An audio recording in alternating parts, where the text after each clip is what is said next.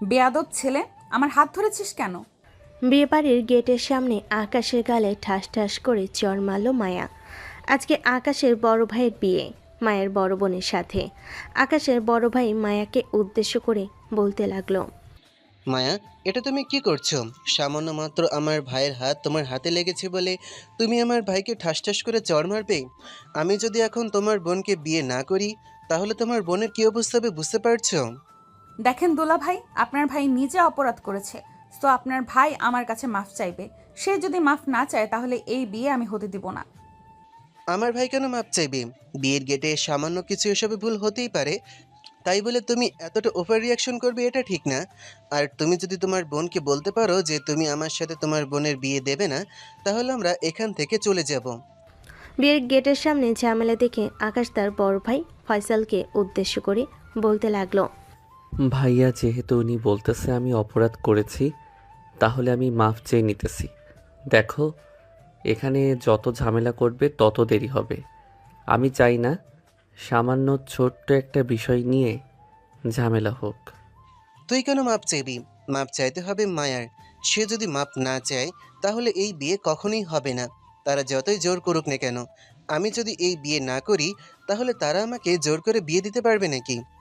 গেটের সামনে এরকমভাবে দাঁড়িয়ে আছে সবাই। হঠাৎ মায়ের আব্বু আসলো। ফারিয়া হচ্ছে মায়ের বড় বোন। মায়ের আব্বু ফয়সালকে উদ্দেশ্য করে বলতে লাগলো, কি ব্যাপার ফয়সাল, এখানে কি হয়েছে? সেই কখন থেকে দেখতেছি তোমরা এখানে দাঁড়িয়ে আছো। সন্ধ্যা তো হয়ে আসতেছে, এখানে দাঁড়িয়ে থাকলে চলবে নাকি? আরও তো অনেক কাজ আছে, ওইগুলো তো সারতে হবে। আপনার মেয়ে এখানে অপরাধ করেছে। এই অপরাধের বিচার যতক্ষণ না হবে, ততক্ষণ আমি বিয়ে করব না আপনার বড় মেয়েকে। আর যদি বিচার না করেন, তাহলে আমরা এখান থেকে এখনই চলে যাব। ফয়সাল, কি হয়েছে এখানে? আমাকে একটু বিষয়টা বুঝিয়ে বলো তো। আমি পরে দেখতেছি এখানে কার অপরাধ হয়েছে আর কার অপরাধ হয়নি। এখানে অপরাধ হয়েছে মায়ার। সে আমার ছোট ভাইকে ঠাস ঠাস করে 3টা চড় মেরেছে।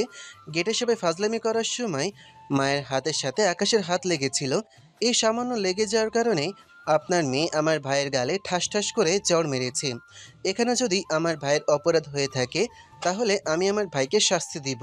আর এখানে যদি আপনার মেয়ের অপরাধ হয়ে থাকে, তাহলে আপনি আপনার মেয়েকে শাস্তি দিতে হবে। আর যদি শাস্তি না দেন, তাহলে আমি এখনই এই বিয়ে ভেঙে চলে যাব। ফয়সালের কথা শুনে মায়ের আব্বু মায়ের গালে ঠাস ঠাস করে চড় মারল আর বলতে লাগলো, সামান্য এই ছোট্ট একটা অপরাধের জন্য তুই আকাশে গালে চড় মারবি? এখান থেকে চলে যা, এই বিয়েতে থাকার দরকার নেই। রুমে গিয়ে তোর বোনের পাশে চুপচাপ বসে থাক। এই, তোমরা সবাই গেট ছেড়ে চলে যাও। ফয়সাল, ভিতরে আসো সবাইকে নিয়ে, অনেকক্ষণ ধরে বাইরে দাঁড়িয়ে আছো। সবাই গেট খুলে দিতে বাড়ির ভিতরে চলে আসলো সবাই। খাওয়া দাওয়া শেষ করে বসে আছি। অন্যদিকে মায়া চলে আসলো তার বোনের কাছে। মায়াকে দেখে তার বোন বলতে লাগলো, কি রে মায়া, নিচে কি ঝামেলা হয়েছে নাকি? আর তোর গাল লাল হয়েছে কেন? কেউ কি কিছু করেছে? না, কেউ কিছু করে নাই। ভেবেছিলাম একটু শান্তি মতো তোমার বিয়েতে আনন্দ করব, কিন্তু আমার আনন্দ করা মাটি হয়ে গেছে। আর কখনো কারোর বিয়েতে আসবো না। দূরে ছিলাম, এটাই ভালো ছিলাম। এখানে এসে শুধু শুধু অপরাধী হয়ে গেছি আমি। কি হয়েছে আমাকে একটু খুলে বলতো। আমাকে খুলে না বললে আমি কিভাবে বুঝবো তোর সাথে কি হয়েছে? মায়া ফারিয়াকে সব কিছু খুলে বলতেই ফারিয়া মায়াকে উদ্দেশ্য করে বলতে লাগলো, এখানে অপরাধ তো তোর। কারণ এই রকম হতেই পারে। শুধু এই রকম না, এমনও হতে পারে কিছু বিয়েতে আমি নিজের চোখে দেখেছি কেউ কারো গায়ের ওপর পড়ে গেছে, কিন্তু এরকম আবার রিয়েক্ট করে কারো গালে চড় মারেনি। তুই চড় মেরেছিস, এটার জন্য সবার সামনে তোকে মাফ চাইতে হবে। এখন যা আমার সামনে থেকে, তোকে দেখলে আমার আরো রাগ উঠবে। এটা বলতেই মায়া ওইখান থেকে চলে গেল। এইদিকে ফারিয়া চুপচাপ বসে আছে। বেশ কিছুক্ষণ পর আকাশ আসলো। ফারিয়ার পাশে বসে ফারিয়াকে উদ্দেশ্য করে বলতে লাগলো, ভাবি, আপনার বোন কোথায়? আপনার বোনের কাছে আমি মাফ চাইব। আসলে ভুল করে আপনার বোনের হাতের সাথে আমার হাত একটু লেগে গেছে। উনি চর মারছে, এটাতে কোনো কিছু মনে করি নাই আমি। তবে আমার মাপ চাওয়া উচিত এরকম হওয়াতে। কারো কাছে মাফ চাইতে হবে না আকাশ, কারণ আমি সব কিছু শুনেছি মায়ের মুখ থেকে। যেখানে সে অপরাধ করেছে সেখানে কেন তুমি মাফ চাইতে যাবে? তোমার মাফ চাইতে হবে না, নিচের কাজ সম্পন্ন করো। হ্যাঁ, সব কাজ সম্পূর্ণ হয়েছে, এখন শুধু আপনার কাছে এসে কাজী কবুল বলতে বলবে। আপনি কবুল বলে দিলে বিয়েটা কমপ্লিট হয়ে যাবে। ও আচ্ছা, তাহলে তো খুব ভালো হয়েছে। এখন তাহলে তুমি এখানে বসো, ওরা তো আসছে। আকাশ ফারিয়ার পাশে বসে রইল। বেশ কিছুক্ষণ পর সবাই আসতেই বিয়েটা সম্পূর্ণ করে দিল কাজী। বিয়ে সম্পূর্ণ হয়ে যাওয়াতে সবাই খুশি। এখন আস্তে আস্তে সকল নিয়মকানুন মেনে ফারিয়াকে গাড়িতে তুলবে। এমন সময় মায়ের আম্মু বলতে লাগলো, এই মায়া, তুই এখানে দাঁড়িয়ে আছিস কেন? তোর ব্যাগপত্র সব কিছু রেডি আছে? তাড়াতাড়ি তোর বোনের সাথে যা, 2 দিন তাদের বাড়িতে থেকে পরে চলে আসবি। আমি যেতে পারবো না, অন্য কাউকে পাঠাও। আমি কালকে হোস্টেলে চলে যাব। হোস্টেলে আমার পড়া আছে। আম্মু, কারো যাওয়ার প্রয়োজন নেই। আর মায়া, তুই আর কোনো দিন আমাকে কল দিবি না, আমাকে কখনো বোন বলে ডাকবি না, এই বলে দিলাম। ফারিয়া এইসব কথাবার্তা বলে সবাইকে নিয়ে চলে গেল। এদিকে মায়েরা মায়াকে উদ্দেশ্য করে বলতে লাগলো, অপরাধ করে যদি মাথা নত করতে না পারিস, তাহলে এই অপরাধের জন্য উপরে গিয়ে কখনোই কারোর কাছ থেকে মাপ চাইতে পারবি না। তোর যাওয়ার দরকার নেই, ব্যাগপত্র যেহেতু রেডি আছে, এখনই হোস্টেলে চলে যা। এ বলে মায়ের আম্মু ওইখান থেকে চলে গেল তার রুমে। এদিকে আকাশ তার ভাবির পাশে বসে আছে। এমন সময় আকাশ তার ভাবিকে উদ্দেশ্য করে বলতে লাগলো, ভাবি, আপনার বোনকে নিয়ে আসলে আরও বেশি ভালো হতো। 2 দিনে আমি তার কাছ থেকে মাপ চেয়ে নিতে পারতাম। যে কোনোভাবে মাপ চেয়ে নিলে তো উনি হয়তো মাফ করে দিতেন। আকাশ, আর একবার যদি ওর কথা তোমার মুখে শুনেছি, তাহলে কিন্তু তোমার সাথেও কথা বলা বন্ধ করে দেব। চুপচাপ বসে আছো, বসে থাকো। আকাশ আর একটা কথাও বলল না, চুপচাপ তার ভাবির পাশে বসে রইল। দীর্ঘ 1 ঘন্টা পর ফারিয়াকে নিয়ে চলে আসলো আকাশদের বাসায়।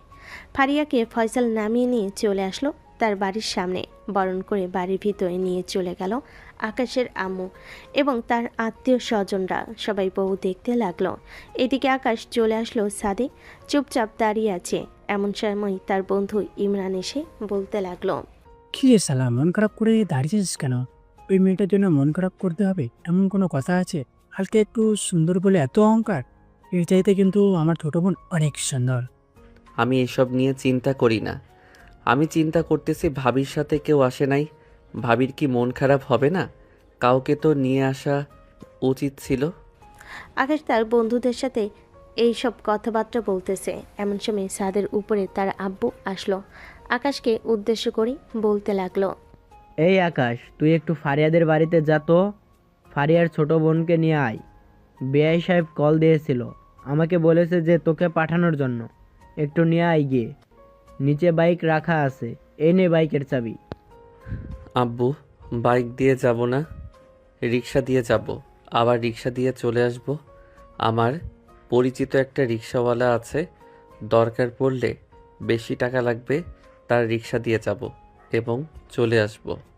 আবার যদি দেরি হয়, বেশি রাত হলে তো টেনশন করবে তার আব্বু আম্মু। টেনশন করার কোনো দরকার নেই। আমরা আসার সময় জ্যাম থাকার কারণে দেরি হয়েছে, না হলে তো আরও আগে আসতে পারতাম।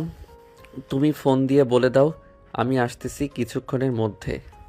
এই বলে আকাশ চলে আসলো নিচে। তার ভাবিকে না বলে সোজা চলে আসলো সেই রিক্সাওয়ালার বাড়িতে। রিক্সাওয়ালাকে সাথে করে নিয়ে প্রায় 20 মিনিট পর চলে আসলো ফারিয়াদের বাড়িতে। এসে দেখে সবাই বাহিরে দাঁড়িয়ে আছে। মায়াকে গাড়িতে উঠিয়ে দিয়ে মায়ের আব্বু বলতে লাগলো, আকাশ, কিচ্ছু মনে করো না ওর কথায়। আর ফারিয়াকে দেখে রাখো, সে তো এখন তোমাদের বাড়ির বউ, তাকে দেখে রাখার দায়িত্ব তোমার। আপনি চিন্তা করবেন না, ভাবির কোনো কিছুই হবে না। ভাবি খুব সুখে থাকবে আমাদের বাড়িতে। সব সময় তার দেখাশোনা করে রাখবো। এখন তাহলে আমি যাই, রাত অনেক হয়েছে। ঠিক আছে, যাও তাহলে। আর মায়া, ওই বাড়িতে গিয়ে একটা কল দিস, না হলে কিন্তু আমি চিন্তা করব। ঠিক আছে, কল দিবনি। এখন তাহলে যাই। রিক্সাওয়ালা রিক্সা চালাতে লাগলো। এদিকে আকাশ সামনে বসেছে রিক্সার ড্রাইভারের সাথে। আকাশ রিক্সাওয়ালাকে বলতে লাগলো, ভাই, একটু সামনে ল্যাম্পপোস্ট আছে, ওই ল্যাম্পপোস্টের নিচে একটু দাঁড়া করাবে। মায়ার সাথে আমার কিছু কথা আছে, এখানে কথাগুলো সেরে এরপরে বাড়িতে চলে যাব। ঠিক আছে, ওই তো চলে এসেছে। রিক্সাওয়ালা ল্যাম্পপোস্টের সামনে রিক্সাটা দাঁড় করালেই আকাশ রিক্সা থেকে নেমে মায়ের সামনে এসে মায়াকে উদ্দেশ্য করে বলতে লাগলো। দেখেন বিয়াইন, যা হবার হয়ে গেছে। এবারের মতো এইসব কিছু ভুলে যান। আমি আর কখনো আপনার সামনে বা আপনার সাথে দুষ্টামি ফাইজলামি করব না। প্লিজ মাফ করে দেন। আপনি যতক্ষণ মাফ না করবেন ততক্ষণ গাড়ির চাকা চলবে না, এখানেই দাঁড়িয়ে থাকবে। আচ্ছা ঠিক আছে, মাফ করে দিয়েছি। আর যাতে এরকমটা না হয় মনে রাখবেন কথাগুলো। এ বলে মায়া চুপ হয়ে রইল। এদিকে আকাশ বসে পড়ল। বেশ কিছুক্ষণ পর চলে আসলো বাসায়। ফ্রেশ হয়ে আকাশ তার রুমে বসে আছে। এমন সময় আকাশের আম্মু আসলো আর বলতে লাগলো। আকাশ, এই নে, এই পাটিটা ছাদে বিছানা করে গিয়ে ঘুমা, সাথে কয়েল নিয়ে যা, যাতে মশা না ধরে তোকে। রুমের ভিতরে জায়গা নেই, সবাইকে থাকতে দিতে হবে। ঠিক আছে আম্মু, আমি যাইতেছি। এই বলে আকাশ চলে আসলো ছাদে। কয়েলটা জ্বালিয়ে দোলনায় বালিশটা এক সাইডে রেখে মাথা রেখে দোল খাচ্ছে আর ফোন টিপছে। এমন সময় ছাদে প্রবেশ করলো মায়া। আকাশকে দেখে বলতে লাগলো। কি ব্যাপার, আপনি এত রাতে এখানে কি করেন?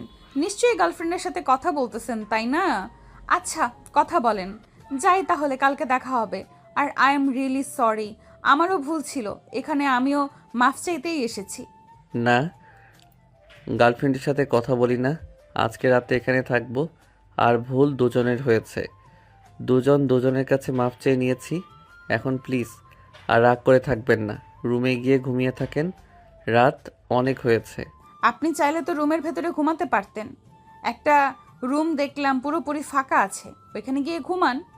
না, আপনি যান। ওই রুমটা হয়তো আপনার জন্য রাখা হয়েছে। আপনি গিয়ে ঘুমান, তাহলে আমি এখানে ঘুমিয়ে যেতে পারবো। আর আমার ঘুমের অভ্যাস নেই। ফজরের সময় ঘুমাতে পারি বা নাও ঘুমাতে পারি। সারা রাত ফোনটা টিপে টাইম পাস করে দিব। ও আচ্ছা, ঠিক আছে, আপনি তাহলে ফোন টিপতে থাকেন, এখন যাই। এই বলে মায়া ওইখান থেকে চলে গেল। এদিকে আকাশ দোলনায় দোল খেতে খেতে কখন যে ঘুমিয়ে গেছে খেয়াল নেই। পরের দিন সকালে সূর্যের আলোয় ঘুম ভাঙল তার। ঘুম থেকে উঠে নিচে আসতেই দেখতে পেল সবাই বসে চা খাইতেছে। আকাশ সবার পাশে বসে বসে চা খেতে লাগলো। এমন সময় ফারিয়া আকাশকে উদ্দেশ্য করে বলতে লাগলো। আকাশ, আমি কি তোমাকে একবার বলেছিলাম আমার ছোট বোনকে নিয়ে আসার জন্য? তাহলে তুমি নিয়ে এসেছো কেন? ভাবি, আমি নিয়ে আসতে চাই নাই, আব্বু আমাকে পাঠিয়েছে। আর আপনার আব্বু আপনার বোনকে গাড়িতে তুলে দিয়েছে। আমি শুধু গিয়েছি আর নিয়ে এসেছি। আর উনি আমার কাছে মাফ চেয়ে নিয়েছে। আর রাগ করে থাইকেন না। রাগের কোনো কারণ নেই এখানে। সে মাফ চাইছে, এটা ভালো করেছে। ভালো ব্যবহার করলে মানুষ অবশ্যই ভালো বলবে। সে যদি ভালো ব্যবহার করতো তোমার সাথে, তাহলে আমি তাকে বকা দিতাম না, আমার সাথে করে তাকে নিয়ে আসতাম, যত কিছুই হয়ে যাক না কেন। এবারের মতো এসব কিছু ভুলে যান। যা হয়ে গেছে আমি সব কিছু ভুলে গেছি। আপনারা কেন মনে রাখবেন? খাবার দেন, আমাকে খুব ক্ষুধা লাগছে। আবার বন্ধু বান্ধবের সাথে ঘুরতে যাব। ফারিয়া আকাশকে খাবার দিয়ে দিল। খাবার দেওয়া শেষ করে ফারিয়া বসে আছে। এদিকে বাকি সবাই গল্প করতেছে। এমন সময় মায়া আসলো আকাশকে উদ্দেশ্য করে বলতে লাগলো। আকাশ, তোমার সাথে আমাকে নিয়ে যাবে নাকি? না বেআইন সাহেব, আপনাকে আমার সাথে নিয়ে যেতে পারবো না, কারণ ওইখানে অনেক ছেলে থাকবে। ওইখানে আপনাকে নিয়ে গেলে আপনার সমস্যা হবে। আপনাকে অন্য সময় নিয়ে যাব, সাথে ভাবিকেও নিয়ে যাব। মায়া, তোর কোথাও যাওয়ার দরকার নেই, যাও, এখানে বসে সবার সাথে গল্প কর। আমি আকাশকে সবকিছু দিয়ে আসছি। মায়া মুখ গোমরা করে ওইখান থেকে চলে গেল। এদিকে আকাশ বেশ কিছুক্ষণের মধ্যে খাওয়া দাওয়া করে চলে আসলো বাইরে, তার বন্ধুদের সাথে বসে কথা বলতেছে। এমন সময় ইমরান বলতে লাগলো। কিরে আকাশ, তোর বেআইন সাহেব এসেছে নাকি? বাইরে বের করবি না তোর বেআইন সাহেবকে? হ্যাঁ, বাহিরে তো আসতে চেয়েছে, কিন্তু ভাবি নিয়ে আসতে দেয় নাই। সে বলেছিল আমার সাথে আসবে, আর আমিও নিয়ে আসি নাই, কারণ আমরা যে কোনো সময় যে কোনো জায়গায় চলে যাই। এখন দেখো, আমরা টং দোকানে বসে চা খাইতেছি। সে তো একটা মেয়ে, আমাদের সাথে আসলে তার তো অনেক সমস্যা হতে পারতো, তাই না? একদম ভালো কাজ করেছিস, নিয়ে আসিস নাই। ওইসব মানুষকে নিয়ে আসলে আরো অনেক বেশি সমস্যা। মেয়ে মানুষ মানেই সমস্যা। আকাশ এইসব কথাবার্তা বলতেছে। এমন সময় তার ফোনটা বেজে উঠল। পকেট থেকে ফোনটা বের করে দেখে তার আম্মু কল দিয়েছে। কলটা রিসিভ করতেই ওপাশ থেকে তার আম্মু বলতে লাগলো, কী রে আকাশ, তুই কোথায় আসিস? একটু বাসায় আয়, মায়াকে নিয়ে একটু বাইরে বের হয়ে আশেপাশটা ঘুরিয়ে নিয়ে আয়। মেয়েটা একা একা আমাদের বড়দের সাথে বসে আছে, তুই তাড়াতাড়ি বাসায় আয়। নিয়ে আসি নাই। ঠিক আছে আম্মু, আমি কিছুক্ষণের মধ্যে আসতেছি। 5 থেকে 10 মিনিট সময় লাগবে আসতে। ঠিক আছে, আয়, আমি মায়াকে বলতেছি রেডি হয়ে বসার জন্য, ততক্ষণে তুই চলে আয়। এই বলে আকাশের আম্মু কলটা কেটে দিয়ে মায়াকে বলতে লাগলো, মায়া, রুমে গিয়ে রেডি হয়ে আসো, আকাশ আসতেছে তোমাকে নিয়ে ঘোরাঘুরি করার জন্য। বাইরে নিয়ে যাবে, দুইজন ঘোরাঘুরি করবে, আর ঝগড়াঝাটি করবে না কিন্তু। ঠিক আছে, ঝগড়াঝাটি করব না, আপনি নিশ্চিন্তে থাকতে পারেন। মায়া চলে আসলো তার রুমে। রেডি হয়ে নিচে এসে যেই সোফায় বসতে যাবে এমন সময় দরজার কলিং বেল পড়লো। মায়া বসে না থেকে গিয়ে দরজাটা খুলতেই দেখতে পেল আকাশ দাঁড়িয়ে আছে। আকাশকে দাঁড়িয়ে থাকতে দেখে মায়া বলতে লাগলো, বাড়ির ভেতরে আসেন, বা সবার কাছ থেকে জিজ্ঞেস করে এরপরে বাইরে যাব। মায়ের কথা শেষ না হতেই বাড়ির ভিতর থেকে ফারিয়া চলে আসলো। মায়ের কাছে আকাশকে উদ্দেশ্য করে বলতে লাগলো, আকাশ, এই মেয়েটাকে খুব ভালোভাবে ঘোরাঘুরি করে এরপর নিয়ে আসবে বাসায়, ঠিক আছে? টাকা লাগলে আমাকে ফোন দিও, আমি পাঠিয়ে দেবো। না ভাবি, টাকা লাগবে না। বিআইন সাহেব আমার সাথে ঘুরতে যাবে, এখন যদি আমি আপনার কাছ থেকে টাকা নিই কেমন দেখায় না?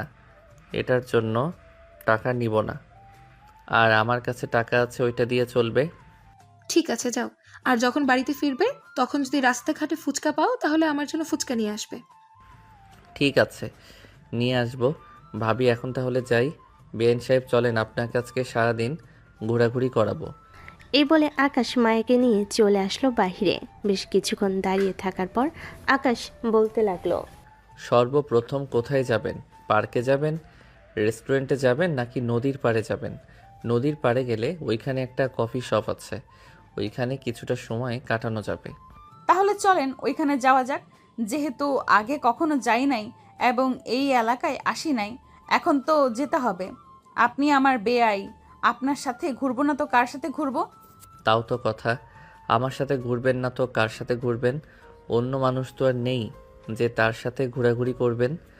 এই বলে আকাশ একটা রিকশা ডাক দিল। দুজন পাশাপাশি বসে আছে, মাঝখানে কিছুটা ফাঁকা। এটা দেখে রিকশাওয়ালা বলতে লাগলো, ভাইয়া আর ভাবি, আপনারা দুজন পাশাপাশি বসেন, মাঝখানে ফাঁকা রাখেন না। ফাঁকা রাখলে দুজন দুই পাশে পড়ে যেতে পারেন। রিকশাওয়ালার মুখে ভাইয়া আর ভাবি ডাক শুনে অবাক হয়ে গেল দুজন। এমন সময় আকাশ রিকশাওয়ালাকে বলতে লাগলো, উনি আমার বউ না, উনি আমার বেআইন।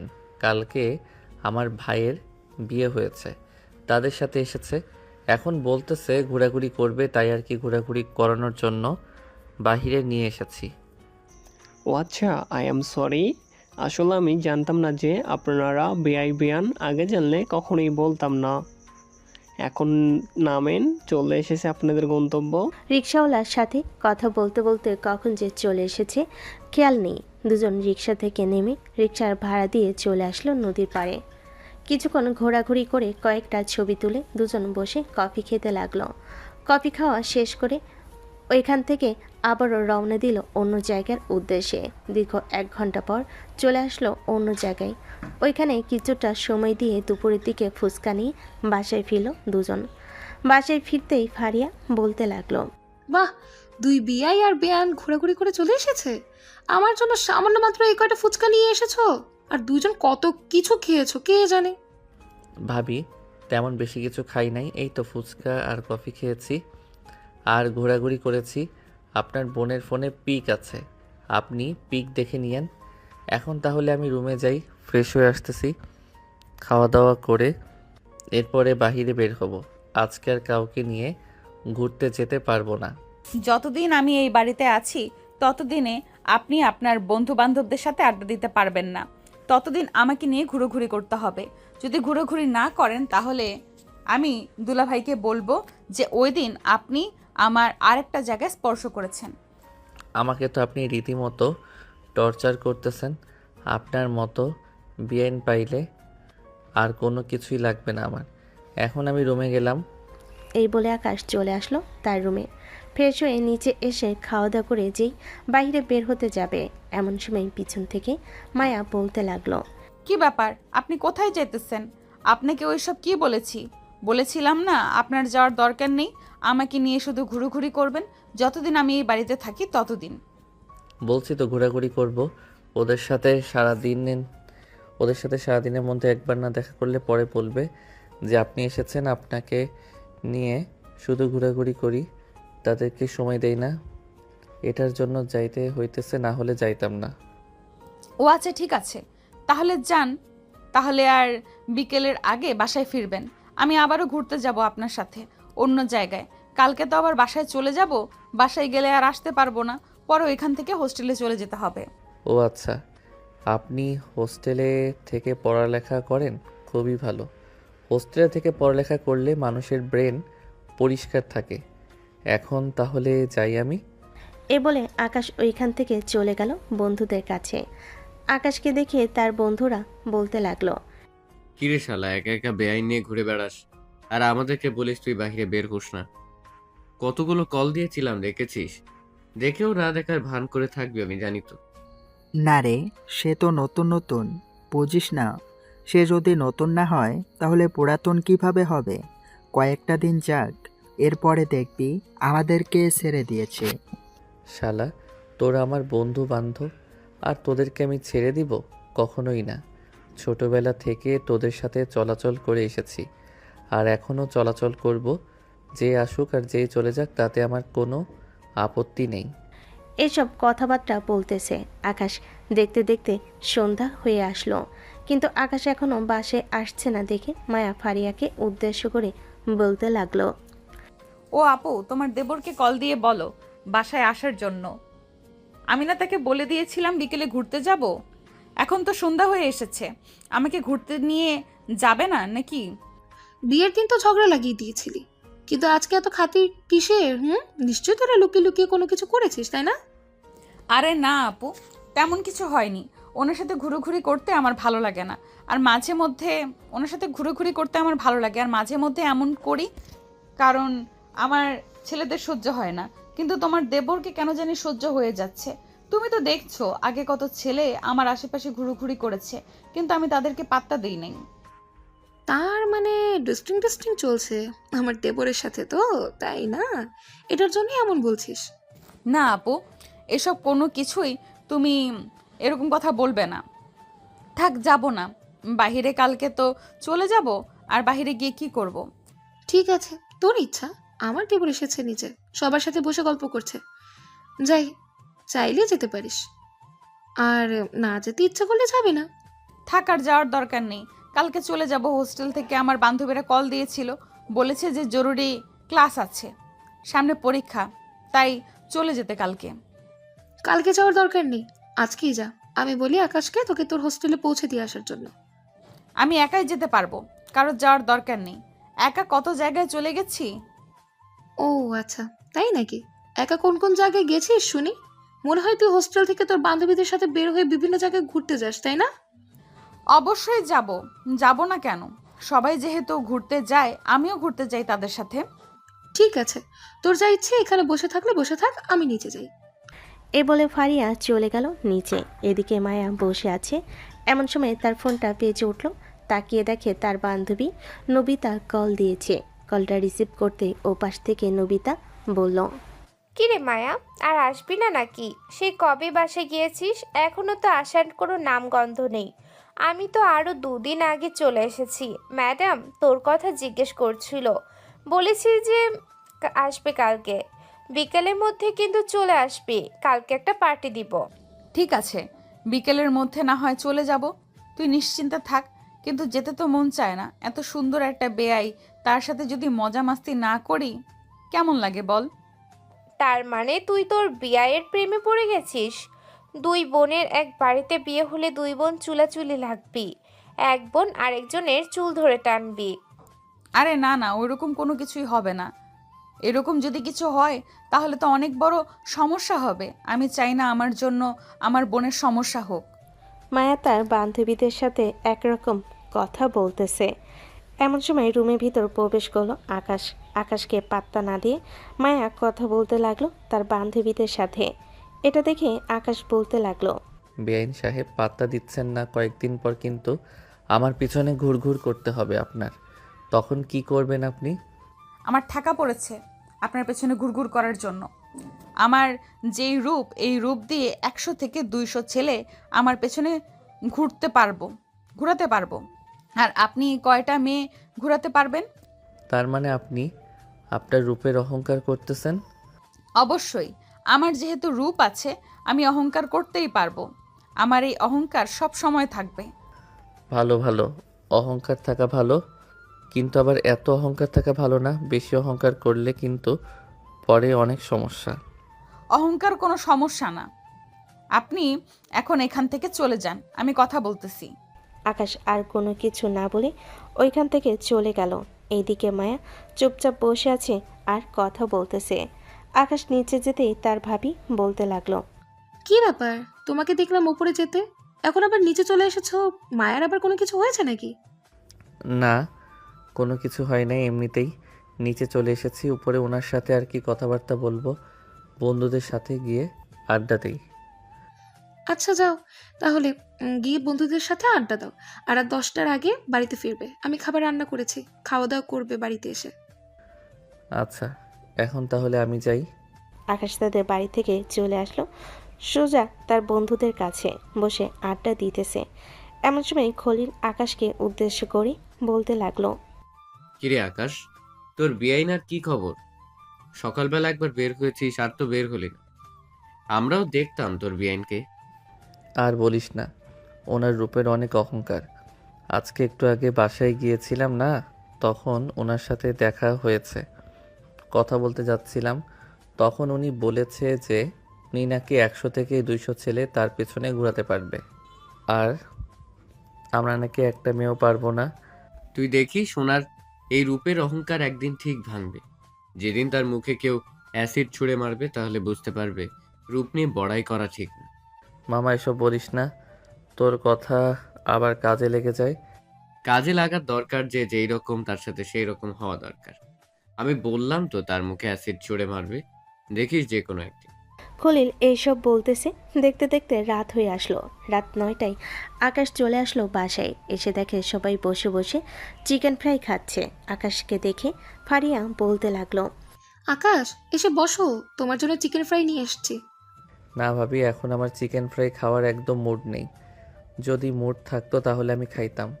আমি এখন রুমে গেলাম, আর আমাকে কেউ ডাক দিবেন না খাওয়ার আগে। খাওয়ার সময় আমাকে ডাক দিবেন। ঠিক আছে, যাও তাহলে তুমি রুমে, খাওয়ার সময় তোমাকে ডাক দিয়ে নিয়ে আসবো। আকাশ চলে গেল তার রুমে। এইদিকে মায়া সবার সাথে বসে টিভি দেখতে লাগলো। বেশ কিছুক্ষণ টিভি দেখার পর মায়া চলে আসলো ছাদে। বসে বসে আকাশে তারা দেখতেছে। এমন সময় মায়ের পাশে এসে বসলো তার বড় বোন ফারিয়া আর বলতে লাগলো, কি রে মায়া, কি হয়েছে? তুই কি আকাশের সাথে ঝগড়া করেছিস নাকি? কোনো কিছু বলেছিস? আমি আবার তোমার দেবরকে কি বলতে যাব? তোমার দেবরকে কোনো কিছুই বলার দরকার আছে নাকি আমার? সে তার মতো আছে, তার মতো থাকুক, আমিও আমার মতো থাকি। বেয়াই হয়েছে তো কি হয়েছে? এই বলে মায়া চলে আসলো তার রুমে। ফারিয়া কিছুই বুঝতে পারল না। বেশ কিছুক্ষণ পর খাবার খাওয়ার জন্য ফারিয়া চলে আসলো আকাশের রুমে। আকাশকে ডেকে নিয়ে চলে আসলো খাবার টেবিলে। সবাই একসাথে বসে খাবার খাইতেছে। এমন সময় আকাশের আব্বু ফয়সালকে উদ্দেশ্য করে বলতে লাগলো, এই ফয়সাল, তুই তো কালকে তোর শ্বশুর বাড়িতে চলে যাবি। কাল থেকে না হয় যে কয়েকদিন তুই অফিসে যাবি না, ওই কয়েকদিন আকাশ অফিসটা সামলে নিবে। তুই না হয় বৌমাকে নিয়ে ঘোরাঘুরি করিস। আকাশ পারবি নাকি অফিসটা সামলানোর জন্য? হ্যাঁ আব্বু, অবশ্যই পারবো। পারবো না কেন? ভাইয়া, তুমি আগামী 1 সপ্তাহ নিশ্চিন্তে ভাবিদের বাড়ি থেকে ঘুরে আসো। 1 সপ্তাহ পর তুমি অফিসে যাবে, এরপরে দেখতে পারবে আমি কতটা উন্নতি করেছি। ঠিক আছে, তুই যেহেতু বলছিস তাহলে তো যেতে হয়। 1 সপ্তাহ তোর হাতে অফিস থাকবে। ফয়সাল আকাশকে এসব কিছু বলতেছে। এদিকে আকাশ খাওয়া দাওয়া করে চলে আসলো তার রুমে। বিছানায় শুয়ে পড়তেই কখন যে ঘুমিয়ে গেছে খেয়াল নেই। পরদিন সকাল 10টা। আকাশ সবার কাছ থেকে বিদায় নিয়ে চলে আসলো অফিসে। অন্যদিকে ফারিয়াকে নিয়ে যাওয়ার জন্য তাদের বাড়ি থেকে লোক এসেছে। খাওয়া দাওয়া শেষ করে ফারিয়াকে নিয়ে সবাই চলে গেল ফারিয়াদের বাসায়, সাথে ফয়সালও গিয়েছে। অন্যদিকে আকাশ দুপুরের মধ্যে সকল কাজ শেষ করে চলে আসলো বাসায়। ফ্রেশ হয়ে খাওয়া দাওয়া করে বন্ধুদের সাথে আড্ডা দেওয়ার জন্য চলে গেল। আকাশকে দেখে খলিল বলতে লাগলো, কিরে আকাশ, তুই এতক্ষণ কোথায় ছিলি? সকালে তোকে কয়টা ফোন দিলাম, একটা ফোনও তো রিসিভ করলি না। ভাবছিলাম তোকে নিয়ে একটু আমাদের অফিসে যাব। আমি আমাদের নিজেদের অফিসে গিয়েছিলাম এবং আগামী 1 সপ্তাহ আমাকে অফিসে যেতে হবে। ভাইয়া তার শ্বশুর বাড়িতে গেছে বেড়ানোর জন্য। ও আচ্ছা, তাহলে তো তুই যেতে পারবি না। ঠিক আছে, আমি আরমানকে নিয়ে চলে যাব। আর একটা কথা শোন, কালকে সন্ধ্যায় একটা পার্টি দিব, তুই থাকবি কিন্তু ওই পার্টিতে। তুই পার্টিতে না থাকলে পার্টি মজা হবে না। আচ্ছা, এটা নিয়ে চিন্তা করিস না, আমি পার্টিতে থাকবো সন্ধ্যার পর। তবে কিসের জন্য পার্টি দিতেছিস এটা তো বলবি, না বললে বুঝবো কি করে, বা গিফট নিব কি করে? গিফট নেওয়ার দরকার নেই, এই পার্টিটা এমনিতেই দিচ্ছি। অনেকদিন ধরে তো আড্ডা টাড্ডা দেওয়া হয় না সকল বন্ধুরা, তাই আর কি আড্ডা দেওয়ার জন্য বলেছি। আমি অলরেডি সবাইকে কল দিয়ে বলে দিয়েছি যে একটা পার্টি দিব, সবাইকে চলে আসার জন্য। সবাই বলেছে যে চলে আসবে। সবাই চলে আসলে তো খুবই ভালো হবে। আচ্ছা যাই হোক, এখন তাহলে আমি বাড়িতে চলে যাই, রাতের বেলা না হয় বের হব। এ বলে আকাশ তার বন্ধু বান্ধবের কাছ থেকে বিদায় নিয়ে চলে আসলো বাসায়। অন্যদিকে মায়া চলে আসলো কলেজের হোস্টেলে। ফ্রেশ হয়ে বসে আছে, এমন সময় মায়ের বান্ধবী রিয়া বলতে লাগলো, কিরে মায়া, তোর বোনের দেওয়ার কেমন দেখতে? এই 2 দিন তো খুব ভালোই কাটিয়েছিস মনে হচ্ছে। আরে না রে, ওইখানে গিয়ে আরও বিপদে পড়ে গেছি। বিপদ, তাও আবার অনেক বড় বিপদ। এই বিপদ থেকে উদ্ধার হতে হলে আমাকে এখানে থাকতে হবে। কেন? তোর বিয়ে সাহেব কি লুচ্চা নাকি যে তুই বলতেছিস তোর এখানে থাকতে হবে? কয়েকদিন পর তো পরীক্ষা, এরপরে তো আবার বাসায় যেতে হবে। হ্যাঁ, আর শোন, কালকে একটু সন্ধ্যার দিকে শপিং করতে বের হব। রাত 9টার মধ্যে চলে আসব হোস্টেলে। এখন তো টাইম আর একটু বাড়িয়ে দেওয়া হয়েছে, রাত 9টা পর্যন্ত করা হয়েছে। হ্যাঁ, এটা তো করা হয়েছে, আমি নিজেও জানি। তবে খুব সাবধানে চলাচল করতে হবে, কারণ এখন রাস্তাঘাটে অনেক বখাটে ছেলে বের হয়েছে। সুন্দরী মেয়েদের দেখলেই তারা উঠিয়ে নিতে চায়, আবার যেতে না চাইলে তারা এমন কিছু করে যাতে এই সমাজে আর মুখ দেখানো যায় না। আরে এইসব নিয়ে ভয় পাস না, এইসব কোনো কিছুই হবে না আমাদের সাথে। ভয় পাইলে এই ভয় আরও মনের ভেতরে গেঁথে থাকে। চল এখন পড়তে বসে পড়ি, তাড়াতাড়ি রাতে খাওয়া দাওয়া করে ঘুমিয়ে যাব। এই বলে মায়া তার বান্ধবীদের নিয়ে পড়তে বসে পড়ল। অন্যদিকে রাত 11টা, আকাশ তার বন্ধুদের সাথে বসে বসে আড্ডা দিতেছে। এমন সময় তার ফোনটা বেজে উঠল। তাকিয়ে দেখে তার ভাবি কল দিয়েছে। কলটা রিসিভ করতেই ওপাশ থেকে ফারিয়া বলতে লাগলো, কি ব্যাপার আকাশ, তুমি নাকি এখনো বাহিরে? আম্মু তোমার জন্য অপেক্ষা করছে, সেই কখন থেকে খাবার খাবে বলে। তাড়াতাড়ি বাসায় যাও। ঠিক আছে ভাবি, যাইতেছি আমি এখনই। এই বলে আকাশ কলটা কেটে দিয়ে বাড়ির দিকে রওনা দিল। বেশ কিছুক্ষণ পর চলে আসলো বাসায়। কলিং বেল দিতেই তার আম্মু এসে দরজা খুলে দিল আর বলতে লাগলো, কিরে আকাশ, তোকে সেই কতগুলো মেসেজ দিয়েছি, আমার ফোনে টাকা নেই, এটার জন্য তোকে কল দিতে পারি নাই। আর তোর এখন বাসায় ফেরার সময় হয়েছে। সরি আম্মু, আসলে বুঝতে পারি নাই কখন যে এত রাত হয়ে গেছে। তুমি ঘুমিয়ে পড়ো, আমি ফ্রেশ হয়ে নিজের হাতে খাবার নিয়ে খেয়ে নিব। তুই ফ্রেশ হয়ে আয়, আমি বসে আছি এখানে, তোকে খাওয়ানো শেষ করে এরপর আমি ঘুমাতে যাব। আকাশ ফ্রেশ হয়ে চলে আসলো নিচে। খাবার টেবিলে বসে পড়তে আকাশের আম্মু খাবার দিয়ে দিল। আকাশ খাওয়া দাওয়া শেষ করে চলে আসলো রুমে। বিছানায় শুয়ে ফোন টিপতে টিপতে কখন যে ঘুম চলে আসলো আকাশের খেয়াল নেই। পরের দিন সকাল 9টায় ঘুম থেকে উঠে ফ্রেশ হয়ে অফিসের জন্য রেডি হয়ে চলে আসলো নিচে। খাওয়া দাওয়া শেষ করে তার আম্মুর কাছ থেকে বিদায় নিয়ে চলে আসলো অফিসে। এসে দেখে তার বড় ভাই ফয়সাল বসে আছে। ফয়সালকে দেখে আকাশ বলতে লাগলো, কি ব্যাপার ভাইয়া, তোমাকে না বললাম 1 সপ্তাহ ভাবিকে নিয়ে ঘোরাঘুরি করতে, তাহলে তুমি আজকে অফিসে এসেছো কেন? আমি অফিসে আসতে যাই নাই, তোর ভাবি জোর করে আমাকে পাঠিয়েছে। বলেছে যে তুই ছোট মানুষ, একা একা সামলাতে পারবি না, তাই আমাকে জোর করে পাঠিয়েছে। আচ্ছা, কিছুক্ষণ কাজ করে এরপরে চলে যাব, পরে না হয় তুই অফিসটা দেখাশোনা করিস। থাক, তোমার আর কিছুক্ষণ কাজ করার প্রয়োজন নেই, তুমি এখন বাসায় চলে যাও। আমি যেহেতু বলেছি একা সামলে নিতে পারবো, তার মানে একা সামলে নিতে পারবো। তোমার আর 1 সপ্তাহ কাজ করতে হবে না, সব সময় তুমি কাজ করে এসেছো, আমাকে 1 সপ্তাহ সময় দাও। বিয়ের পর তো আবার আমাকে কাজ করতে হবে তোমার সাথে, তাও আবার এই অফিসে, দুইজন এই অফিসটা সামলাতে হবে। এখন যদি আমি কিছু না শিখে থাকি তাহলে কিভাবে হবে বলো? এটা তুই তোর ভাবিকে ফোন দিয়ে বলে দে আমাকে কিছু না বলার জন্য। আমি তাহলে এখন চলে যাব বাসায়। আচ্ছা, তুমি ব্যাগপত্র নিয়ে বাড়ির দিকে যাও, আমি ভাবিকে এখনই ফোন দিয়ে বলে দিতেছি সব কিছু। ফয়সাল ব্যাগপত্র নিয়ে যেতে লাগলো। এদিকে আকাশ তার পকেট থেকে ফোনটা বের করে ফোন দিল ফারিয়াকে। বেশ কিছুক্ষণ পর ফারিয়া কলটা রিসিভ করতে আকাশ বলতে লাগলো, ভাবি, আপনি ভাইয়াকে অফিসে পাঠিয়েছেন কেন? আমি না আপনাকে বারণ করে দিয়েছিলাম ভাইয়াকে অফিসে না পাঠানোর জন্য? তাহলে তারপরেও আপনি কেন ভাইয়াকে অফিসে পাঠিয়েছেন? তুমি ছোট একটা মানুষ, একা একা এত কিছু সামলাতে পারবে না, তাই তোমার ভাইয়াকে পাঠিয়েছে। দুপুর অবধি কাজ করে না হয় বাসায় চলে আসবে, এরপরে তো ঘোরাঘুরি করতেই পারবে।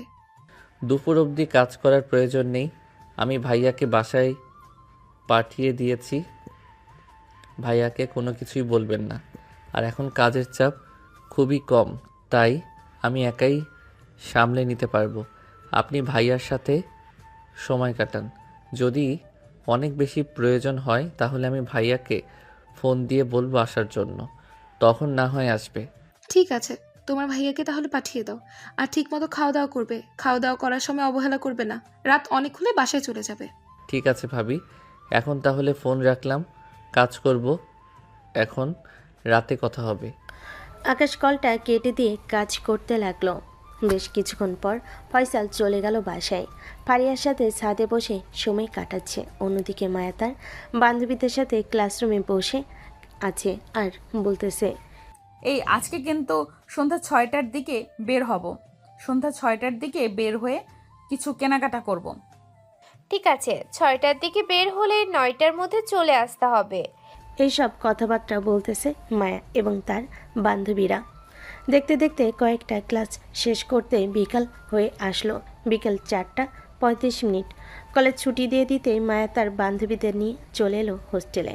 অন্যদিকে আকাশ বাড়িতে এসে ফ্রেশ হয়ে খাওয়া দাওয়া করে বসে আছে। এমন সময় তার ফোনটা বেজে উঠল। তাকিয়ে দেখে তার ভাবি কল দিয়েছে। কলটা রিসিভ করতেই ও পাশ থেকে ফারিয়া বলতে লাগলো, আকাশ, কেমন আছো? বাসায় গেছো নাকি এখনো অফিসে আছো? এই তো ভাবি বাসায় চলে এসেছি, সেই দুপুরবেলা। এই নেন, আম্মুর সাথে কথা বলেন। ফারিয়া তার শাশুড়ি মায়ের সাথে কথা বলতে লাগলো। বেশ কিছুক্ষণ কথা বলার পর ফোনটা কেটে দিল। এদিকে আকাশ তার ফোন নিয়ে চলে আসলো বাহিরে। অন্যদিকে মায়া তার বান্ধবীদের নিয়ে চলে আসলো শপিং মলে। সবাই মিলে শপিং করতে করতে রাত 9টা বেজে গেল। এমন সময় নবিতা বলতে লাগলো, এই মায়া, রাত 9টা বেজে গেছে, এখন হোস্টেলে চলে যেতে হবে, না হলে কিন্তু অনেক সমস্যা হতে পারে পরে ভিতরে ঢুকতে। দারোয়ান কিন্তু ভিতরে ঢুকতে দিবে না। আরে তুই এত চিন্তা করছিস কেন? দারোয়ানকে 500 টাকা হাতে ধরিয়ে দিলে সে এমনিতেই ভেতরে ঢুকতে দিবে। আজকে যেহেতু বের হয়েছি, একেবারে খাওয়া দাওয়া করে এরপরে হোস্টেলে যাব। দেখ মায়া, রাস্তাঘাট কিন্তু ভালো না, রাত হলে কোনো রিক্সা পাওয়া যায় না, পরে কিন্তু হেঁটে যেতে হবে। আর তুই আবার এত চিন্তা ভাবনা করতেছিস? দেখ, বেশি চিন্তা ভাবনা করবি না। যদি বেশি চিন্তা ভাবনা হয় তাহলে তুই চলে যেতে পারিস। আমি আজকে খাওয়া দাওয়া করে এরপরে যাব। ঠিক আছে চল, আজকে তাহলে তোর সাথে একেবারে যাব, সমস্যা হলে তুই সমস্যা দেখে নিবি। এইসব কথাবার্তা বলতেছে নবিতা। বেশ কিছুক্ষণ পর মায়ের সাথে চলে আসলো একটা রেস্টুরেন্টে। খাওয়া দাওয়া শেষ করে বিল দিয়ে দুজন বের হয়ে পড়লো হোস্টেলে যাওয়ার উদ্দেশ্যে। রাস্তার কিছুটা দূর হেঁটে গেলে কিন্তু একটা রিক্সাও পেল না। এটা দেখে নবিতা বলতে লাগলো, কি রে, আমি বলেছিলাম না একটা রিক্সাও পাওয়া যাবে না? তুই তো আমার সাথে ঘাটতারামি করলি, এখন প্রায় 1 কিলোমিটার পথ হেঁটে যা। সরি রে বান্ধবী, প্লিজ এবারের মতো মাফ করে দে। পরের বার থেকে সব সময় তোর কথা শুনবো। একটু আমার সাথে হেঁটে হেঁটে চল, রাস্তায় যদি রিক্সা পাই তাহলে আমরা রিক্সা দিয়ে চলে যাব। নবিতার মায়া হেঁটে হেঁটে যাইতেছে, এমন সময় কোথা থেকে যেন বাইকে করে কয়েকটা বখাটে ছেলে এসে দাঁড়ালো মায়ের সামনে।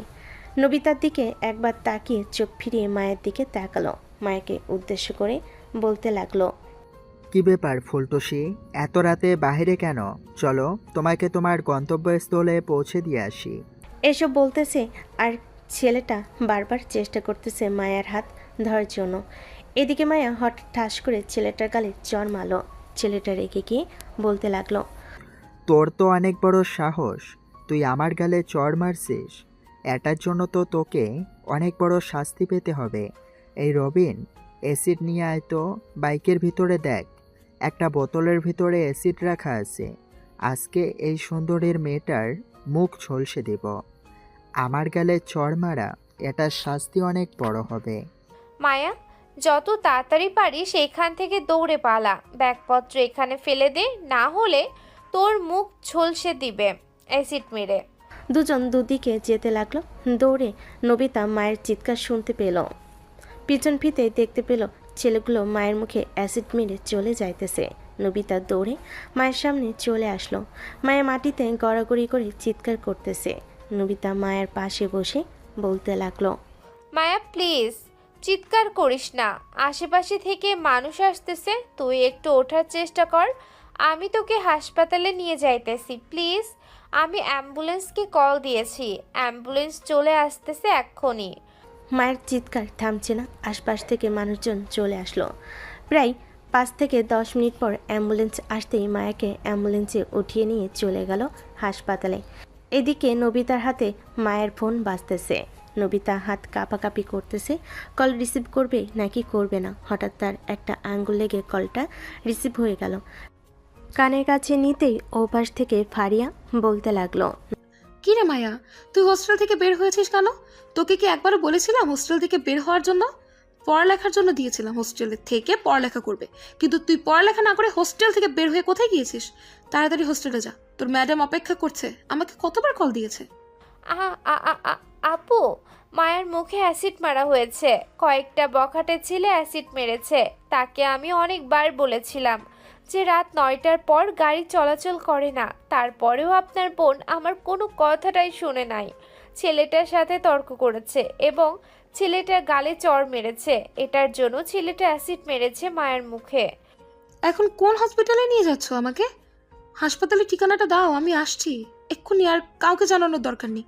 নবিতা ফারিয়াকে হাসপাতালের ঠিকানাটা দিয়ে এদিকে ফারিয়া আকাশকে জানানোর পর আকাশ তার বাইক নিয়ে বন্ধু বান্ধবকে নিয়ে চলে আসলো সেই হাসপাতালে।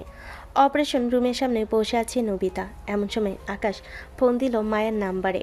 নবিতার হাতে থাকা কলটা বেজে উঠতেই আকাশ চলে আসলো নবিতার কাছে আর বলতে লাগলো, আপনি মায়ার বান্ধবী আমাকে ফারিয়া আপু পাঠিয়েছে, মায়ার বড় বোন ওনারা আসতেছে।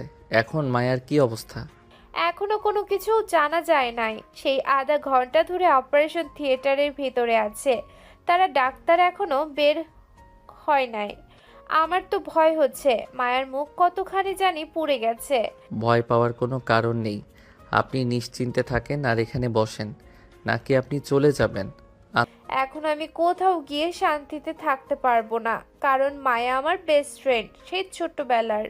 আচ্ছা, তাহলে আপনি এখানে বসেন, কোথাও যাওয়ার প্রয়োজন নাই। নবিতা বসে রইল। প্রায় 1 ঘন্টা পর ডাক্তার বাহিরে আসলো। আকাশ ডাক্তারের কাছে গিয়ে বলতে লাগলো, ডাক্তার এখন কেমন অবস্থা আর তার কতটুকু পুড়ে গেছে একটু বলতে পারবেন?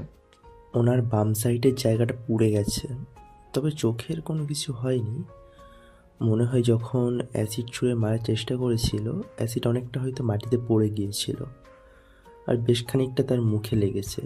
এটার জন্য সেই রকম কোনো কিছু হয়নি, শুধু মুখ পুড়ে গেছে। এখন তাকে বেডে রেস্ট থাকতে হবে, যথাযথ সম্ভব ওনাকে বাইরে বের করা যাবে না। ঠিক আছে ডাক্তার, আপনি আপনার কেবিনে যান, আমি কিছুক্ষণ পর আপনার সাথে দেখা করব। গিয়ে যদি কোনো কিছু লাগে তাহলে আমাকে বলবেন। ডাক্তার চলে গেল। এদিকে মায়ের পরিবার আর আকাশের পরিবার চলে আসলো হাসপাতালে। ফারিয়া আকাশকে উদ্দেশ্য করে বলতে লাগলো, আকাশ, এখন মায়ের কি অবস্থা? ডাক্তার কি বলেছে? ডাক্তার তো বলেছে যে ওনার বাম সাইড পুরোটা পুড়ে গেছে, তবে চোখের কোণে সমস্যা হয় নাই, নিশ্চিন্তে থাকতে বলেছে। মায়ের আব্বু আম্মু বসে বসে কান্না করতে লাগলো। এদিকে ফারিয়াও কান্না করতেছে মায়ের জন্য। বেশ কিছুক্ষণ পর মায়াকে অপারেশন থিয়েটার থেকে বের করে কেবিনে শিফট করা হলো। সবাই মায়ের সাথে কথা বলতেছে। এদিকে আকাশ খলিলকে এক সাইডে নিয়ে বলতে লাগলো, দেখেছিস, আমি তোকে বলেছিলাম না তুই বদদোয়া দিস না, তোর বদদোয়া খুব কাজে লাগে। এখন দেখতে পারলি তো কি একটা অবস্থা হয়েছে। আরে শালা, আমি কি আর জানতাম যে এরকম কিছু একটা হবে? আগে জানলে তো এরকম কোনো কিছু বলতাম না। যাই হোক, এটা হয়ে একদম শিক্ষা হয়েছে। এখন বুঝতে পারবে সুন্দর চেহারা ভালো নাকি চেহারা ভালো। চেহারা থাকলেই যে অহংকার দেখাতে হবে তেমন কিছু না। এখন বুঝতে পারবে অহংকার কিরকম। এইসব বলতেছে খলিল আকাশকে। বেশ কিছুক্ষণ যাওয়ার পর খলিল আর আকাশ চলে আসলো তাদের সামনে আর বলতে লাগলো, ভাবি, আপনারা এখানে বসেন, আমি ডাক্তারের সাথে কথা বলে আসতেছি। আর আপনি যেতে চাইলে আপনি আসেন আমার সাথে। হ্যাঁ চলো, আমিও যাব তোমার সাথে। আমিও শুনতে চাই ডাক্তার কি বলে। ফারিয়া চলে আসলো ওইখান থেকে আর আকাশের সাথে ডাক্তারের কেবিনে। দুজন দুইটা চেয়ারে বসে আছে। এমন সময় ডাক্তার বলতে লাগলো, আপনি তো এই মেয়েটার বড় বোন। ওই মেয়েটা বাড়ি থেকে বের হয়েছে কেন এত রাতে? তার তো জানার কথা যে রাতের বেলা রাস্তাঘাটে এমনিতেই ফাঁকা থাকে, আবার বাজে ছেলেরা ঘুরে বেড়ায়। তাহলে সে বের হলো কিভাবে? ডাক্তার, সে তো হোস্টেলে থাকে, পড়ালেখা করে। আমরা তো আর জানতাম না যে হোস্টেল থেকে বের হয়ে গেছে। আর বিকালবেলা ঘোরাঘুরি করার জন্য বাইরে বের করা হয় সবাইকে, সেই টাইমে তারা বের হয়েছে। আচ্ছা যাই হোক, এসব কথা বাদ দেন, এখন কি অবস্থা ওর সেটা বলেন। এখন তার যেই অবস্থা দেখছি, এটা তো ভালো হওয়ার কোনো কথা না। ভালো হতে হলেও মিনিমাম 3 থেকে 4 মাস সময় লাগবে। এই 3 থেকে 4 মাস একদম বাড়ির ভিতরে বন্দি অবস্থায় থাকতে হবে, যাতে বাইরের কোনো ধুলাবালি তার মুখে এসে না লাগে। মুখে এসে লাগলে আরও সমস্যা হবে। আমি কিছু ঔষধ লিখে দিচ্ছি, এই ঔষধগুলো খাওয়াবেন এবং প্রতি মাসে টেস্টের জন্য নিয়ে আসবেন। আমরা টেস্ট করে দেখব, যদি পরিপূর্ণ ভালো হয়ে যায় 3 থেকে 4 মাসে, তাহলে তো আলহামদুলিল্লাহ। আর যদি ভালো না হয় তাহলে বাইরে নিয়ে যেতে হবে, ওইখানে গিয়ে চিকিৎসা করাতে হবে। ঠিক আছে, আপনি তাহলে ওষুধ লিখে দেন। আর তাকে কি আমরা আজকে নিয়ে যাব নাকি কালকে? বাসায় গেলে ভালো কিছু খাওয়াতে পারতাম। কালকে সকালে না হয় নিয়ে যাবেন। তাকে এখন নিয়ে যাওয়ার কোনো দরকার নেই, মাত্র ব্যান্ডেজ করা হয়েছে। আর এখন সে অনেকটা দুর্বল। কালকে নিয়ে যাবেন, সারা রাত স্যালাইন চলবে। কালকে বিকেলের দিকে রিলিজ দিয়ে দেবো। ঠিক আছে, কালকে তাহলে রিলিজ দিয়ে দিয়েন। কালকে আমরা তাকে বাসায় নিয়ে যাব। সবে চলে আসলো সেই কেবিনের সামনে। আকাশ বসে আছে। এমন সময় তার ফোনটা বেজে উঠল। তাকিয়ে দেখে অপরিচিত নাম্বার থেকে কল এসেছে। কলটা রিসিভ করতেই ওই পাশ থেকে একজন পুলিশ অফিসার বলতে লাগলো, আপনি কি মায়ার পরিচিত কেউ হন? ওনার একটা ফোন পাওয়া গিয়েছে। আপনি কোথায় আছেন? একটু থানায় আসতে পারবেন? স্যার, আপনি ফোনটা আপনার কাছে রাখেন, আমি কালকে সকালে এসে আপনার কাছে থেকে ফোনটা নিয়ে যাব। আর ঘটনাস্থলে কারা কারা ছিল এটা আপনারা খোঁজ খবর করেন। মেয়েটার জীবন একেবারে শেষ করে দিয়েছে। আপনারা যদি কিছু না করতে পারেন তাহলে উপর মহলে যোগাযোগ করতে হবে। উপর মহলে যোগাযোগ করলে আপনাদের উপরে বাস পড়বে, এটা আপনারা খুব ভালো করেই জানেন। হ্যাঁ, আমরা খুব ভালো করেই জানি। পাশের দোকান থেকে সিসিটিভি ফুটেজের রেকর্ড বের করে নিয়েছে। আশা করি কালকের মধ্যে তাদেরকে ধরে ফেলতে পারবো। আপনারা কালকে আমাদের সাথে যোগাযোগ করবেন। পুলিশ এইসব কথাবার্তা বলতেছে আকাশের সাথে। এদিকে আকাশ আর কিছুক্ষণ কথাবার্তা বলে ফোনটা কেটে দিল। বেশ কিছুক্ষণ যাওয়ার পর আকাশ বলতে লাগলো, ভাবি, আপনারা এখনও চিন্তা করবেন না, পুলিশ কালকে সকালের মধ্যে তাদেরকে ধরে ফেলবে। আকাশ, তুমি পুলিশকে ভালোভাবে বলে দাও যাতে ওই ছেলেগুলোকে এমনভাবে শিক্ষা দেয় আর কোনো দিন উঠে আসতে পারে। একটা মেয়ের জীবন নষ্ট করে দিয়েছে তারা। সবাই টুকটাক কথাবার্তা বলতেছে। এদিকে খলিল আকাশকে উদ্দেশ্য করে বলতে লাগলো, আকাশ, তোকে আমি বলে দিচ্ছি, যদি এই মেয়েকে তুই বিয়ে করিস তাহলে তোর জীবন চূর্ণ বিচূর্ণ হয়ে যাবে। এই মেয়েটা তোর জন্য ঠিক হবে না। খলিলের কথা শুনে আকাশ ঠাস করে খলিলের গালে চড় মারল আর বলতে লাগলো, তুই যদি আর কোনো দিন এইসব কথাবার্তা তোর মুখ দিয়ে বের হয় তাহলে দেখে নিস তোর কী অবস্থা করি। তুই আমার বন্ধু, এর চাইতে আর বেশি কিছু বলার নেই তোকে। এই মেয়েটা অহংকারী, এটা আমি আগে থেকেই জানি। তাই বলে এই না যে আমি তাকে বিয়ে করব। খলিল গালে হাত দিয়ে আকাশের কথা শুনতেছে। বেশ কিছুক্ষণ কথাগুলো শোনার পর খলিল বলতে লাগলো, আকাশ, আই এম রিয়েলি সরি। আসলে বন্ধু, তুই তো জানিস আমি আমার সকল বন্ধুদেরকে কতটা ভালোবাসি। তাই বলে তোকে আমি এসব বললাম, তুই কিছু মনে করিস না। এরকম সিচুয়েশনে আমার এই কথাটা বলা উচিত হয়নি। যাই হোক, এসব বাদ দে, চল নিচে গিয়ে কিছু খেয়ে আসি। রাতে তো খাবার খাই নাই, আর সবার জন্য কিছু নিয়ে আসি। এ বলে আকাশ আর খলিল ওইখান থেকে চলে আসলো নিচে। সবার জন্য টুকটাক কিছু খাবার নিয়ে আবার চলে আসলো উপরে। বেশ কিছুক্ষণ বসে থাকার পর সবাই খাবারগুলো খেয়ে নিল। দেখতে দেখতে রাত কেটে দিন হলো সকাল 11টা। বড় ডাক্তার এসে মায়াকে চেক আপ করতে লাগলো। বেশ কিছুক্ষণ চেক আপ করার পর ডাক্তার বলতে লাগলো, রোগীর অবস্থা এখন কিছুটা উন্নত হয়েছে, তবে আগামী 1 মাস এই রকমভাবে ট্রিটমেন্ট চালিয়ে যেতে হবে। ওষুধপত্র প্রত্যেক দিন খেতে হবে, একদিনও মিস দেওয়া যাবে না। মিস দিলে ওনার আরও বড় সমস্যা হয়ে যাবে। তখন এমনও হতে পারে উনি আর নাও বাঁচতে পারে। আমি আরও কিছু ওষুধ লিখে দিচ্ছি, আপনারা প্রত্যেক সপ্তাহে সপ্তাহে এসে ওনাকে ডাক্তার দেখিয়ে নিয়ে যাবেন। ঠিক আছে ডাক্তার, আপনি ওষুধপত্র লিখে দেন আর কখন কিভাবে কি করতে হয় আমাকে বুঝিয়ে দেন। ডাক্তার ফারিয়া এবং আকাশকে বুঝিয়ে দিতে লাগলো সব কিছু। বেশ কিছুক্ষণ বুঝিয়ে দেওয়ার পর ফারিয়া বলতে লাগলো, আকাশ, একটা গাড়ি নিয়ে আসো। তাকে তো এইভাবে রিক্সা দিয়ে নেওয়া যাবে না। আর পারলে তোমার বড় ভাইকে ফোন দাও, বলো যে গাড়িটা নিয়ে আসতে এখানে। তোমার বড় ভাই কিছুটা দূরে একটা অফিসে আছে, আজকে ওইখানে গেছে। ঠিক আছে ভাবি, আমি ফোন দিয়ে বলতেছি ভাইয়াকে এখনই আসার জন্য। আকাশ তার বড় ভাইকে ফোন দিয়ে বলতে তার বড় ভাই চলে আসলো। সবাইকে নিয়ে বাড়ির দিকে রওনা হলো। এইদিকে আকাশ বাড়িতে না গিয়ে সোজা চলে আসলো থানায়, কারণ সকালবেলা তাকে ফোন দিয়ে বলা হয়েছে যারা কালকে এরকম করেছিল তাদেরকে ধরে নিয়ে আসা হয়েছে। আকাশ তাদেরকে দেখে বলতে লাগলো, কিরে, তোদের ঘরে কি মা বোন ছিল না? তুই কেন ওই মেয়েটাকে এরকম করতে গেলি বলতো? এখন ওই মেয়েটাকে বিয়ে দিবে কিভাবে? বিয়ে তো দূরের কথা, মেয়েটা বাঁচবে নাকি বাঁচবে না এটার কোনো শিওরিটি নেই। তোদের জন্য এরকম একটা অবস্থা হয়েছে। আকাশ এবং বাকি সবাই কথা বলতেছে, এমন সময় তার ফোনটা বেজে উঠল। তাকিয়ে দেখে ফারিয়া কল দিয়েছে। কলটা রিসিভ করতেই ওপাশ থেকে বলতে লাগলো, আকাশ, তুমি কোথায় আছো? একটু বাসায় আসো, মায়ের জন্য কিছু আনতে হবে। আপনি বলেন, আমি তো এখন বাইরে আছি, আসার সময় নিয়ে আসবো। আমি তোমাকে মেসেজ করে পাঠিয়ে দিচ্ছি কি কি আনতে হবে, তুমি আসার সময় নিয়ে এসো। ঠিক আছে, আপনি পাঠিয়ে দেন, আমি কিছুক্ষণ পর চলে আসবো এগুলো নিয়ে। ফারিয়া যা যা লাগে সব কিছুর নাম পাঠিয়ে দিল। এইদিকে আকাশ ওসি সাহেবের সাথে কথা বলে সব কিছু ঠিকঠাক করে চলে আসলো বাজারে। লিস্ট অনুযায়ী যা যা লেখা ছিল সব কিছু নিয়ে চলে আসলো বাসায়। মায়াকে খাইয়ে দিতেছে ফারিয়া। এইদিকে মায়া খাবার খাচ্ছে আর আকাশের দিকে তাকিয়ে আছে। আকাশ কিছু না বলে মাথা নিচু করে বসে আছে। বেশ কিছুক্ষণ বসে থাকার পর আকাশ বলতে লাগলো, ভাবি, আর কিছু লাগলে আমাকে জানিয়েন, আমি আমার রুমে আছি। আকাশ এই বলে চলে গেল তার রুমে। এদিকে মায়া ফারিয়াকে উদ্দেশ্য করে বলতে লাগলো, আপু, আমি আমার পাপের শাস্তি পেয়েছি। আজকে যদি এই সব কিছু না হতো তাহলে আমি বুঝতেই পারতাম না। মানে তুই এসব কি বলছিস? তুই তোর পাপের শাস্তি পেয়েছিস মানে? আমাকে একটু ভালো করে বুঝিয়ে বলতে কি হয়েছে। আসলে আপু, ওই দিন তোমার দেবরকে অনেক অপমান করেছিলাম। তোমার দেবর আমার সাথে জাস্ট ভালোভাবে একটু কথা বলতে চেয়েছিল, আমার কাছে মাফ চেয়েছে ওই দিনের জন্য। ওই দিনের ভুলটা আমি নিজেই করেছিলাম।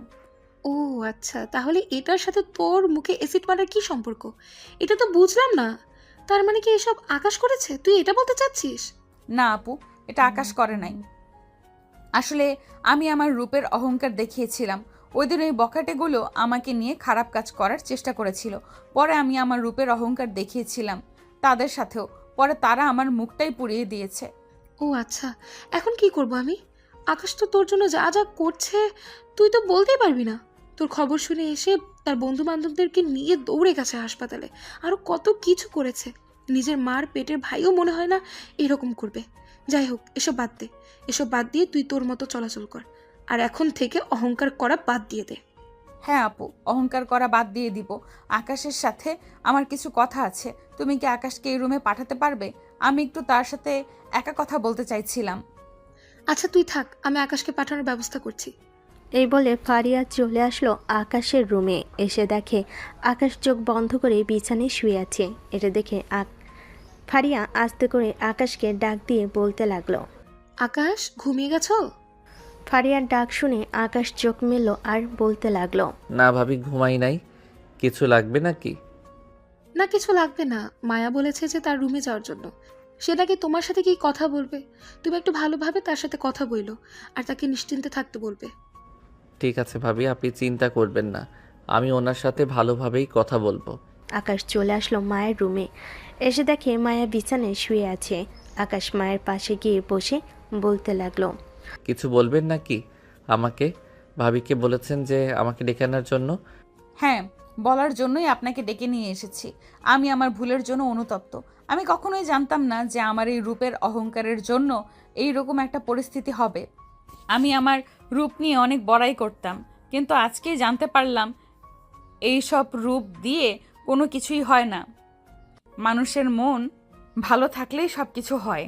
হ্যাঁ, আল্লাহ তাআলা হয়তো আপনার কপালে এটা লিখে রাখছিল, তাই হয়েছে। এইসব নিয়ে দুশ্চিন্তা করবেন না, কয়েকদিন ওষুধপত্র খাইলে আবার ঠিক হয়ে যাবেন ইনশাল্লাহ। হ্যাঁ, কিন্তু আমি আরেকটা কথা বলতে চাই। আমি জানি তুমি হয়তো এই কথাটা রাখবে না, আর কথাটা আমি আপুকে বলবো। পরে আপু তোমাকে বললে তুমি না হয় সিদ্ধান্ত নিবে কি করবে। ঠিক আছে, আপনি শুয়ে থাকেন, আমি এখন আমার রুমে গেলাম। রাতে ঘুমাই নাই তো, একটু ঘুম ধরেছে। আর বেশি কথা বলার প্রয়োজন নেই, ডাক্তার বলেছে বেশি কথা না বলতে। বেশি কথা বললে মুখে আবারও খারাপ পরিস্থিতির মতো অবস্থা হয়ে যাবে। আকাশ এইসব কথাবার্তা বলে চলে আসলো তার রুমে। বিছানায় শুয়ে পড়তে কখন যে ঘুমিয়ে গেছে খেয়াল নেই। সন্ধ্যায় ফারিয়া মায়ের রুমে বসে আছে। এমন সময় মায়া ফারিয়াকে উদ্দেশ্য করে বলতে লাগলো, আপু তোমাকে একটা কথা বলবো, কিছু মনে করবে না তো? না কিছু মনে করব না, বল কি বলবি, তবে আস্তে আস্তে বল। ডাক্তার বলেছে যে বেশি জোরে কথা না বলার জন্য। আপু আমি আকাশকে বিয়ে করতে চাই, মানে তোমার দেবরকে বিয়ে করতে চাই। এতে কি তোমার আপত্তি আছে? মায়ের কথা শুনে ফারিয়া কি বলবে বুঝে উঠতে পারছে না। বেশ কিছুক্ষণ চুপ হয়ে থাকার পর মায়া বলতে লাগলো, বুঝেছি, আমি এই বাড়িতে বউ হয়ে আসলে তোমার অসুবিধা হবে। আচ্ছা, আমি এই বাড়িতে বউ হয়ে আসবো না, চিন্তা করো না। না আমি এটা নিয়ে চিন্তা করছি না, আমি চিন্তা করছি যে তোর এরকম অবস্থা, আকাশ কি তোকে বিয়ে করবে? আকাশ ও তো চায় সুন্দর একটা মেয়ে বিয়ে করুক। তুমি একবার বলে দেখো, সে না করে দিলে তো আর তাকে জোর করার প্রয়োজন নেই, তাই না? তাকে একবার বলেই দেখো না সে কি বলে। যদি বলে করবে, তাহলে 1 মাস পর ডাক্তার বলেছে আমার ব্যান্ডেজ খুলবে, তখন না হয় সবাই আমাদের বিয়ে পড়িয়ে দিবে সবাই মিলে। আচ্ছা তুই তো রুমে শুয়ে থাক, আমি দেখি আকাশ ঘুম থেকে উঠেছে কিনা। যদি ঘুম থেকে উঠে থাকে তাহলে আমি তার সাথে কথা বলবো। মায়া এইসব কথাবার্তা বলতেছে। ফারিয়া বেশ কিছুক্ষণ মায়ের কাছে থেকে চলে আসলো আকাশের রুমে। এসে দেখে আকাশ বিছানায় বসে বসে কার সাথে যেন কথা বলতেছে ফোনে। ফারিয়াকে দেখে কলটা কেটে দিয়ে বলতে লাগলো, ভাবি কিছু বলবেন? হ্যাঁ আকাশ বলবো, কিন্তু কিভাবে বলবো ভেবে চিনতে পারছি না। আসলে আকাশ, মায়া তোমাকে বিয়ে করতে চায়। আমি জানি তুমিও সুন্দর এবং ভালো একটা মেয়ে বিয়ে করতে চাও, কিন্তু আমার বোন আমার কাছে একটা আবদার করেছে। আমি এই আবদারটা ফেলি কি করে? তুমি কি আমার বোনকে বিয়ে করতে পারবে? ফারিয়ার কথা শুনে আকাশ চুপ হয়ে রইল। বেশ কিছুক্ষণ চুপ করে থাকার পর মুচকি একটা হাসি দিয়ে বলতে লাগলো, হ্যাঁ, বিয়ে করব না কেন, অবশ্যই বিয়ে করব। মানুষের রূপ তো আর সব সময় থাকে না, বৃদ্ধ বয়স হলে রূপের পরিবর্তন হয়ে যায়, আর বয়সের সাথেও রূপের পরিবর্তন হয়। আমি মায়াকে বিয়ে করতে রাজি আছি।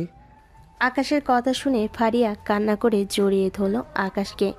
ফারিয়া আকাশকে কখনো দেবর বলে মনে করে নাই, ছোট ভাইয়ের মতো মনে করেছে সবসময়। ফারিয়া আকাশকে জড়িয়ে ধরে কান্না করতেছে। এমন সময় আকাশের রুমের ভিতর প্রবেশ করলো আকাশের আম্মু। এটা দেখে আকাশের আম্মু বলতে লাগলো, কি ব্যাপার ফারিয়া, তুমি কান্না করতেছো কেন? আকাশ কি হয়েছে? তোর ভাবি কান্না করতেছে কেন? আম্মু বসো তুমি এখানে। আর ভাবি, তুমি আম্মুকে সব কিছু খুলে বলো। তিনজন বসে পড়ল খাটে। আকাশের আম্মুকে সব কিছু খুলে বলতেই আকাশের আম্মু কিছুক্ষণ ভেবেচিন্তে বলতে লাগলো, ঠিক আছে ফারিয়া, তুমি চিন্তা করো না, আকাশের সাথে মায়ের বিয়ে হবে। আমার ছেলেকে এমনভাবে তৈরি করি নাই যে পরিস্থিতি সামলাতে পারবে না। যাই হোক, এখন এসব নিয়ে চিন্তা করো না, তুমি মায়াকে বলে দাও যে বিয়ে হবে। ফারিয়া আরও কিছুক্ষণ কথা বলে চলে গেল মায়ের রুমে। মায়াকে বলতেই মায়া খুশি হয়ে গেল। দেখতে দেখতে রাত হয়ে আসলো।